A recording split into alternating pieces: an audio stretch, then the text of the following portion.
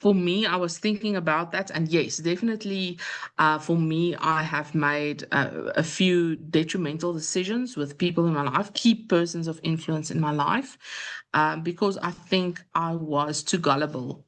I think I let my feelings lead. I think I didn't discern. I didn't prayerfully, go through a process to say, Lord, is this the right person? Lord, is this who you're showing me?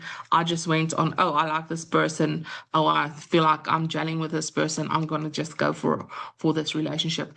And the devastation in my life has been quite far reaching. So this is one of the things that the Lord taught me. One of the painful lessons that I had to learn was this lesson about, covenantal relationships.